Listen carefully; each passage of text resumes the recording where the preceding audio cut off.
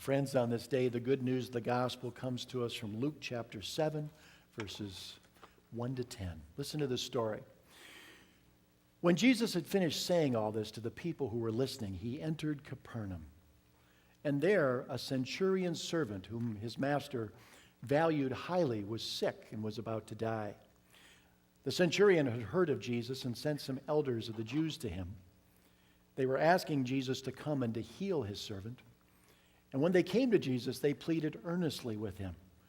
They said, "This man deserves to have you do this, because he loves our nation and has built us a synagogue." So Jesus went with them. And so he was not far from the house when the centurion sent friends to say to him, "Lord, don't trouble yourself, for I do not deserve to have you come under my roof. That's why I do not even consider myself worthy to come to you. But say the word, and my servant will be healed. For I myself am a man under authority with soldiers under me. And I tell this one, go, and he goes. And I say to that one, come, and he comes. And I say to my servant, do this, and he does it." When Jesus heard this, he was amazed at him. And he turned to the crowd following him and said, "I tell you, I have not found such a great faith even in Israel." And then the men who had been sent returned to the house, and they found that servant well. And this is the word of the Lord for us in this morning. Well, friends, it was a few years ago at a vacation Bible school that the class was learning about the story of Jonah and the big fish. How many are familiar with that story? Jonah and the big fish. And the teacher asked the kids in the class, if you were swallowed by a big fish like Jonah was, what would you do? How would you escape?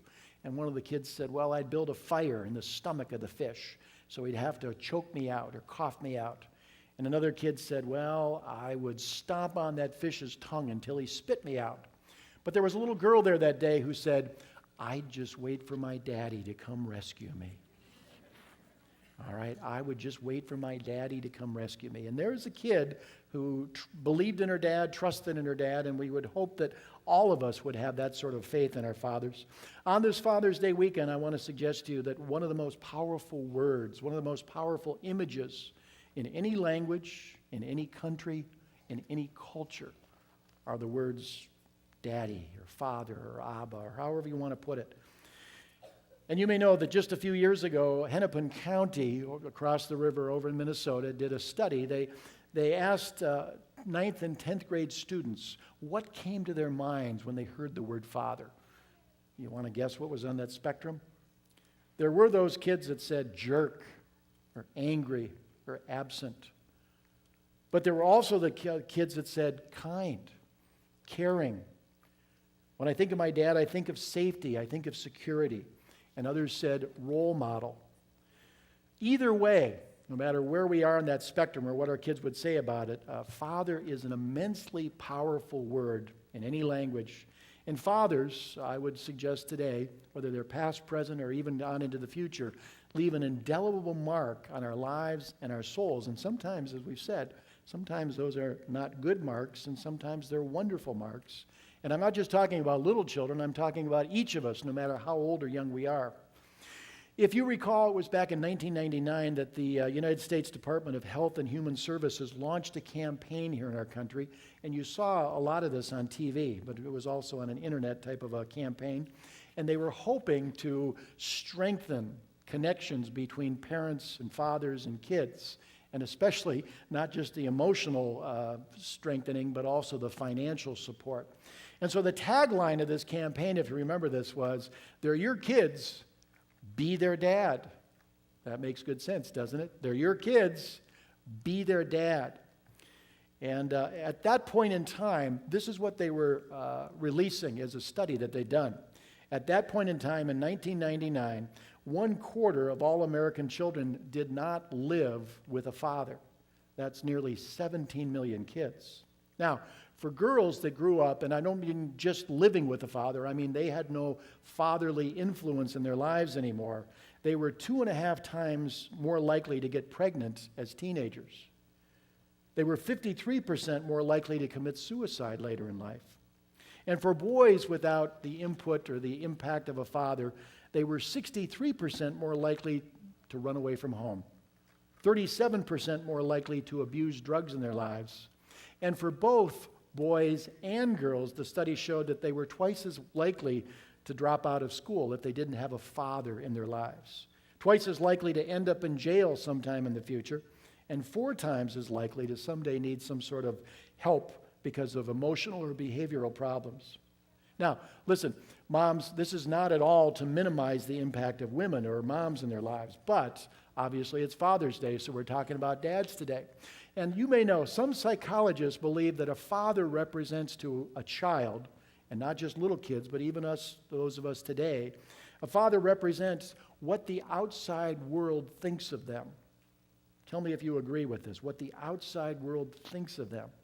And so if a father communicates an attitude to his kid that says, you can do it, you got this, I'm with you, I'm here to help you, but I believe in you, you're special, then obviously that child comes to believe the world is a friendly place, and they see hope on the future. They see good things ahead. But as you would also guess, if a father somehow communicates through words or deeds or attitudes, you can't do anything right. You are an utter disappointment to me. You always mess up. And what do you think that instills in a child's life? Certainly that the world is a dark place, and they're a failure, and there's not much hope in the future for them. Well, as a dad of 2 boys, I am challenged every Father's Day to step back and reflect, have I done a good job with my kids? Have we given our boys as a parental unit those things that they need in life, not just those things they want, but have we given them those things that they need? And have we been good stewards with who God has entrusted to us? Have my wife and I done the job of parenting that God would ask of us? And so today, my attention is drawn to this Bible story that I shared with you about this centurion. We don't know his name, but as a centurion, we know this is a man that was a commander of at least 100 soldiers. So this man had something on the ball. He had some responsibility. We have no idea whether he was a father himself. The story doesn't say. But we do know this. He did have some great qualities that Jesus affirmed. And it seems to me these are qualities that perhaps we can certainly carry over to fatherhood. And the first thing I would say is this centurion seemed to be a caring, compassionate man. Would you agree? A caring, compassionate man. And again, you heard the story. The servant was ill, and so he sent runners to Jesus saying, come help him. Come help him. Now, I would point this out. Back in those days, there wasn't a lot of mixing and mingling between the ruling class and the servant class. In other words, most people didn't seem to give 2 hoots about their servants, but this man did. He showed a care and compassion. And here's the question I would ask today of dads. This man seemed to have some qualities that we don't always identify with male figures. And whoever gave us the idea that men needed to be cold or impersonal or uncaring? Whoever gave us the impression that we had to be macho? Where do these images come from? Is it TV? Is it the media? Is it movies? They certainly didn't come from the Scripture. They certainly didn't come from the mouth or the mind of God. Do we look to the culture around us to define who we're supposed to be as men or women? Or do we look to the Scripture? Do we look to God of who He would have us be and who He would have mold us to be? But I say this today, gentlemen, whether your kids are younger or older, our kids, our grandkids, they need us as role models to show care and compassion.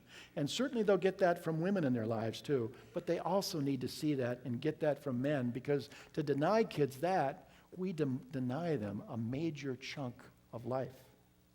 Most of you know the name Mahatma Gandhi. Raise your hand.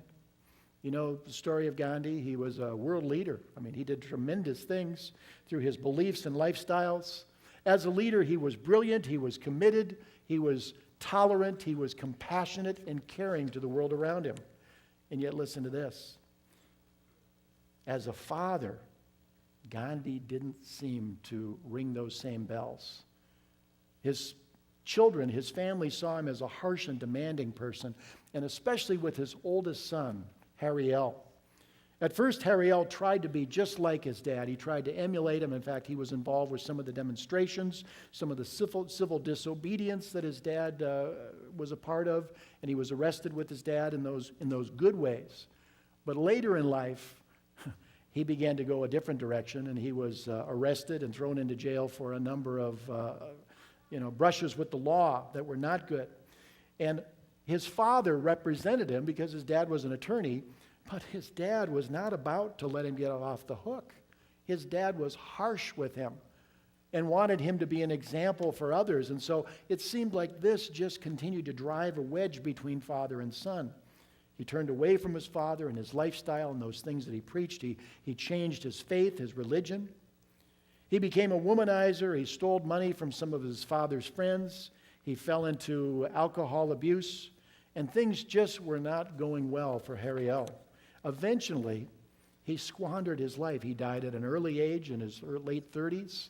He died with a bottle in his hand, and he died of tuberculosis. But my point of the story is this. Gandhi had a tremendous impact on the world around him through his care and compassion. But his own children didn't see that, didn't feel that, didn't perceive that from their dad. And it cost them dearly, and it cost Gandhi dearly, and it cost that family dearly. And the question I would ask each of us as men today is, can we be intentional? Can we be consistent with the care and the compassion that we show to our families? Can we be these sort of men? I think we can. I know we can, and I know we need to be. Secondly, when I think of this story, I think that this centurion was a man of humility.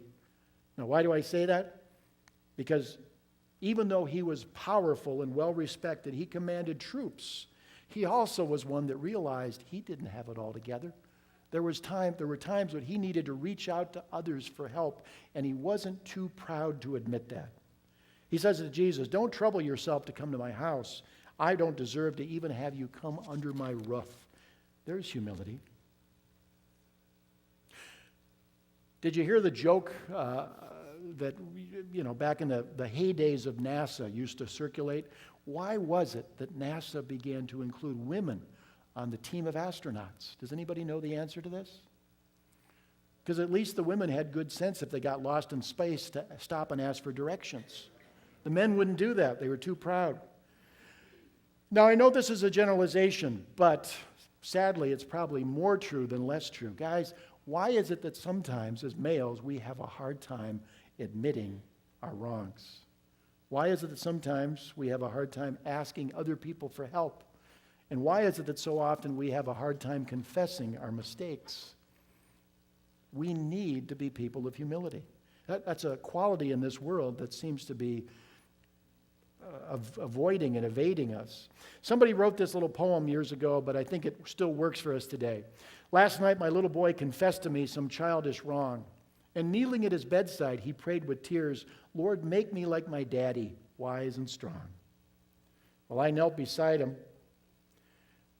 his bed and confessed my sins and prayed with a bowed head, 'O Lord, make me a child like my child here, pure, guiltless, and trusting, with a faith sincere.'"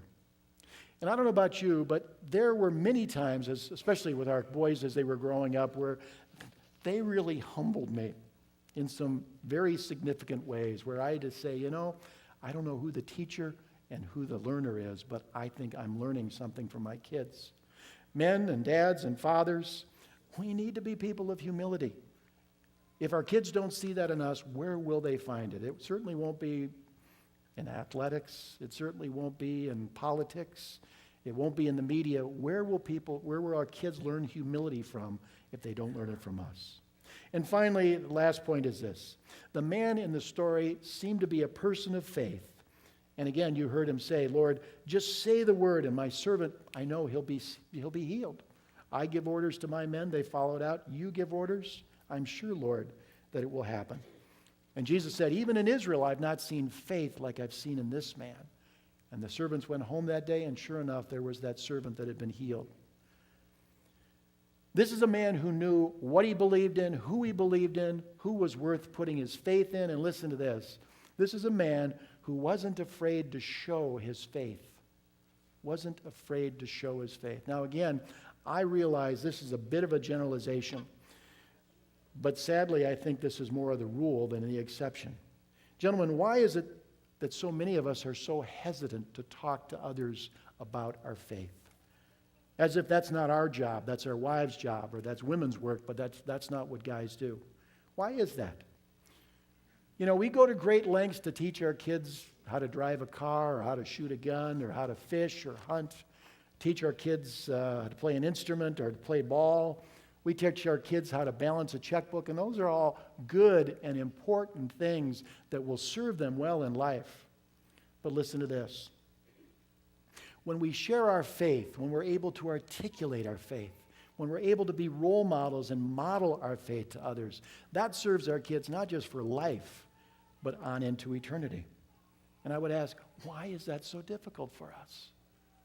I hear guys say, well, the big man upstairs, that's the best we can do of naming God the big man upstairs? What's that about? You know, studies have shown in the church that some of the most important factors to seeing that our kids will remain in the faith and continue to press on with the church once they're adults, you know what it is? It's not that they go to Bible camp. It's not that they go to youth group. It's not a lot of things. The main factor is that they worship with their mom and dad when they're kids. That's one of the number one telling factors of whether your kids, your grandkids will still be involved with the church in the future. All right? The other part of it is this. Men have a much deeper impact on the faiths of kids than the women do. What does that say about our responsibility? What does that say about our privilege to be able to share our faith? Let me close with this.